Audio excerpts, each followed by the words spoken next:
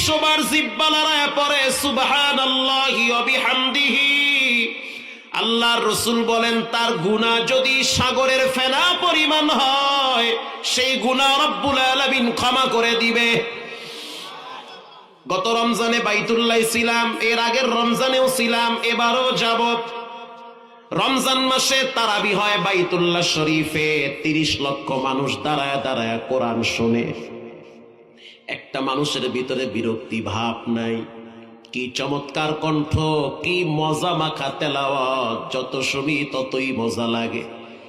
নামাজ শেষ হওয়ার পর বেতের নামাজে যখন তারা দোয়া করে, সেই দোয়ার ভিতরে দেখি এই দোয়াটা বেশি পড়ে, সুবহানাল্লাহি ওয়া বিহামদিহি সুবহানাল্লাহিল আযীম। বুখারী শরীফের হাদিস, কোন যুবক কোন যুবতী যদি হাজারো অপরাধ করে, পাপ যদি সমুদ্রের ফেনা পরিমাণ হয়, আর যদি সে পড়ে সুবহানাল্লাহি ওয়া বিহামদিহি, আল্লাহর রাসূল বলেন সমুদ্রের ফেনা পরিমাণ পাপগুলা রব্বুল আলামিন ক্ষমা করে দিবে। যাও, মাফ করে দিলাম। আল্লাহুম্মা ইন্নাকা আফুউন কারীম তুহিব্বুল আফওয়া ফাআফু আন্নী। আল্লাহর নবী এই দোয়া সবচেয়ে বেশি করতেন, হে মালিক আপনি ক্ষমাশীল, ক্ষমাশীল, ক্ষমাশীল, আপনি ক্ষমা করতে ভালোবাসেন, আপনি আমাকেও ক্ষমা করে দেন। যেই নবীর কোনো পাপ নাই সেই নবী বলে মালিক তুমি আমারে ক্ষমা করে দাও, তো আপনি আমি কই আছি? যেই নবীর কোনো গুনাহ নাই সেই নবী রাত্রিবেলা যায় নামাজে দাঁড়ায়া চোখের পানি ছেড়ে নামাজে কাঁদতো। মা আয়েশা বলেন আমি তাকায়া দেখলাম রাসূলুল্লাহর চোখের পানি বায়া বায়া আমার বিছনা ভিজতেছে। আমি চিন্তায় পড়ে গেলাম, রাসূল নামাজে এত কেন কাঁদেন? সন্তান মারা গেলে চোখের পানি বের হয়, স্ত্রী মারা গেলে চোখের পানি বের হয়, মা বাবা মারা গেলে চোখের অশ্রু বের হয়, ভালোবাসার মানুষ চলে গেলে তখন গলায় দড়ি দেন, চোখের পানি বের হয়। কপাল এত খারাপ, দিলটা এত শক্ত হয়ে গেছে, এত পাপ করার পরেও তো গোপনে চোখের পানি আল্লাহর ডরে বের হয় না।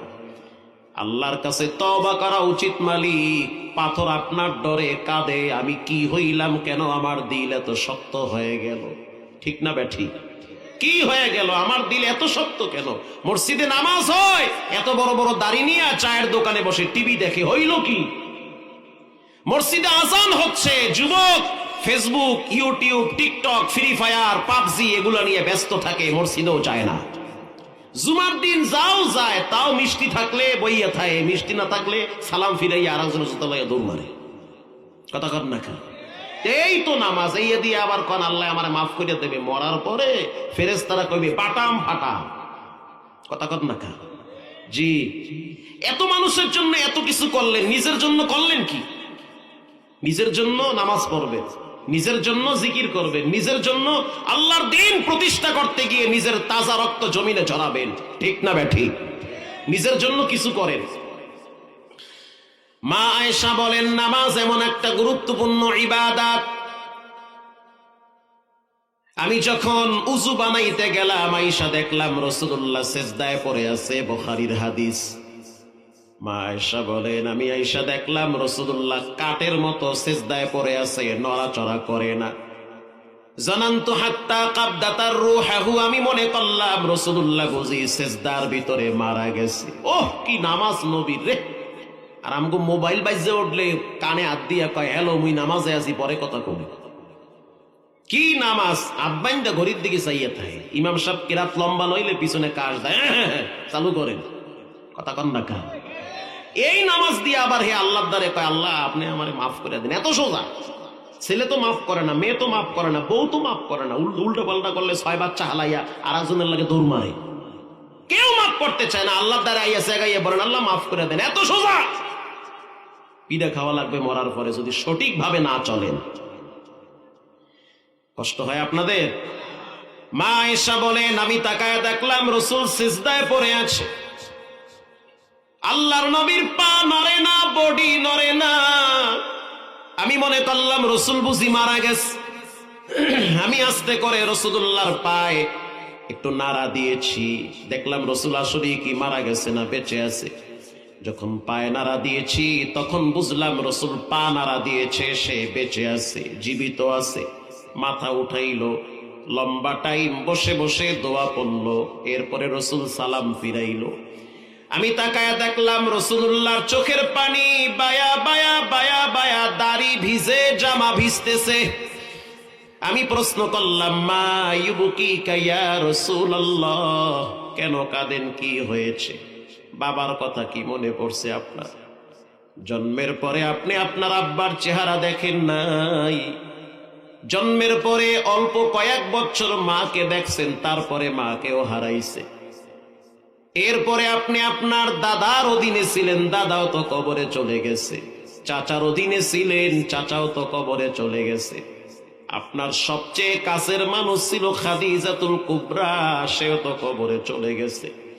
বুঝতে পারছি আপনার মায়ের কথা বুঝি মনে পড়ছে নবী, কারণ আপনি তো দুনিয়ার এতিম ছিলেন, জনমের এতিম। আলাম ইয়াজিদিকা ইয়াতীমান ফাআওয়া। আল্লাহ বলে, নবী আমার, আপনি তো এতিম ছিলেন, আপনাকে আশ্রয় একমাত্র একজন দিয়েছেন, তিনি হলেন কে? রাস্তা দিয়ে যখন আপনি হাঁটতেন, আপনার বালুর উপরে চলতে কষ্ট হয়, সূর্যের তাপ এত বেশি, আমি আল্লাহ আপনাকে মেঘের খণ্ড দিয়া, ছায়া দিয়া নিরাপদে হাঁটাইছি। শুধু তাই না, দুনিয়ার মানুষ ঘামাইলে গন্ধ বের হয় শরীর থেকে, আর আমি আল্লাহ আপনারে এত ভালোবাসি, আপনার শরীর থেকে ঘাম বের হইলে পৃথিবীর শ্রেষ্ঠ পারফিউম বের হয়। আরো জোরে সুবহানাল্লাহ। শুধু তাই না, যখন আপনি হাসি দেন তখন চাঁদের আরো দুর্বল হয়ে যায়। যখন আপনি আঙ্গুল উঁচা করে ইশারা করছেন, আমি রব চন্দ্রকে দ্বিখণ্ডিত করে দিয়েছি আপনার সম্মানে। শুধু তাই না, আপনি যখন জংলার মাঝখান দিয়ে হাঁটতেন, তখন দুই পাশের গাছগুলা মাথা নয় আপনার সিজদা করত। শুধু তাই না, জান্নাতের এমন কোন গাছ নাই, এমন কোন পাতা নাই যেই পাতাগুলায় আপনি নবীর নাম লিখে দেই নাই।